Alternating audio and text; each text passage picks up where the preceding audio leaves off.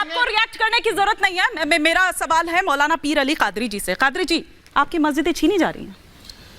देखिए मैडम, हमारा अपना दावा बाबरी मस्जिद पर था और सुप्रीम कोर्ट के आदेश के बाद मुसलमानों ने उससे अपने कदम पीछे खींचे और हमने सुप्रीम कोर्ट के आदेश को कबूल किया।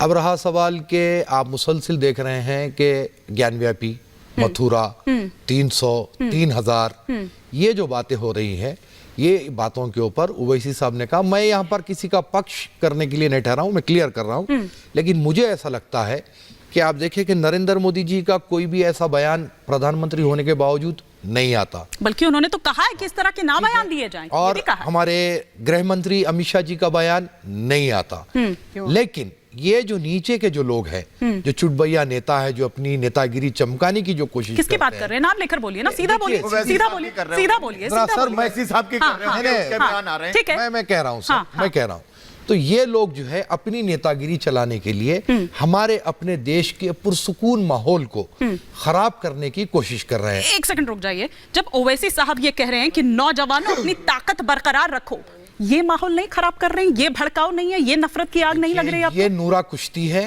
ओवैसी साहब हो या बीजेपी के और भी कोई नेता हो या और कोई पार्टी से वाबस्ता हो, ये एक नूरा कुश्ती है। WWF हम देखते हैं ना, 2024 का माहौल है। ये WWF लग रहा है आपको? बिल्कुल बिल्कुल 2024 है। अब हर कोई पोलराइज करेगा, वोट को जो है अपनी अपनी तरफ रागिब करेगा, तो फिर उधर उनका फायदा, इधर इनका फायदा, लेकिन अवाम को बेवकूफ बनाने का काम ये सब लोग मिलकर कर रहे हैं। हम ये कह रहे हैं कि आपको सुप्रीम कोर्ट का आदेश आ चुका है, अब इसके ऊपर हमें कोई टीका टिप्पणी नहीं करना है।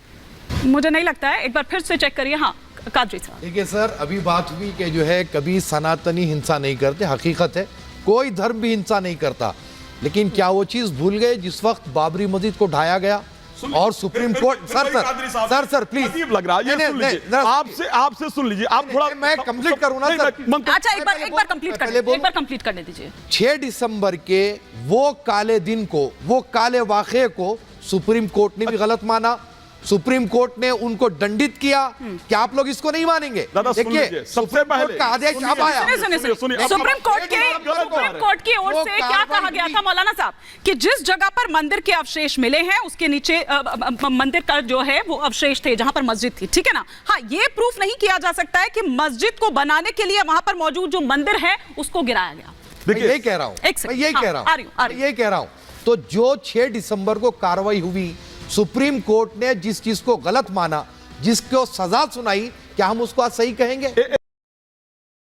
इतनी व्यवस्था शायद आप सबको है, किसी और देश में अगर आपको मिल जाए तो आप मुझे बताइएगा। मेरा देश है, आपका देश है, आपकी अगर आप इसको मानो, सुन लीजिए, अरे ये मेरा देश है, ये मेरा मुल्क है। मुझे ये समझ नहीं आ रहा है, मुझे ये समझ नहीं आ रहा है, एक भी सेकंड, ये मेरे बाप का मुल्क है। सुनिए सर, बाप तक पहुंचने की जरूरत नहीं है। कौन व्यवस्था देने वाले? अरे मेरा मुल्क है, आपका, आपने धर्म के आधार पर दूसरा मुल्क स्वीकार खुलवाइए। अरे धर्म के आधार पर आपने दूसरा मुल्क स्वीकार किया था। आज आप भारत के संविधान। अच्छा नहीं, एक सेकंड मौलाना साहब, लेकिन ये बात तो ठीक है ना?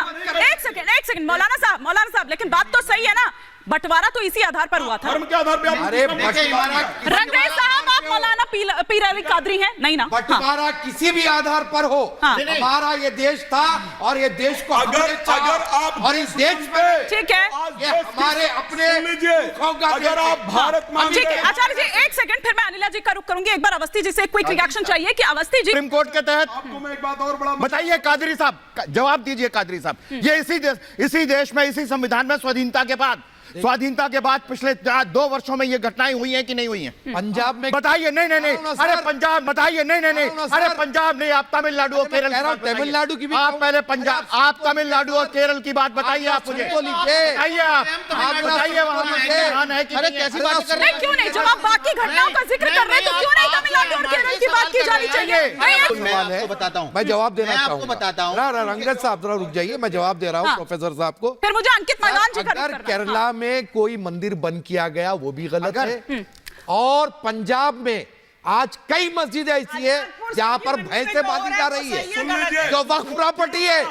आज आप लोग यहाँ पर दिल्ली की नहीं, उन मस्जिदों की भी बात करिए तोड़ना चाहती है, जो केसीआर के टाइम पर हुई है ना, चाहती है, जो केसीआर के राज में हुई है, उन मस्जिदों की भी बात करिए। प्रॉपर्टी है, उन मस्जिदों की बात नहीं करेंगे आप? क्या बात कर रहे हैं? उन मस्जिदों की बात भी करिए ना। सुनिए, पर मस्जिद को बंद करता है या कोई मंदिर को बंद करता है।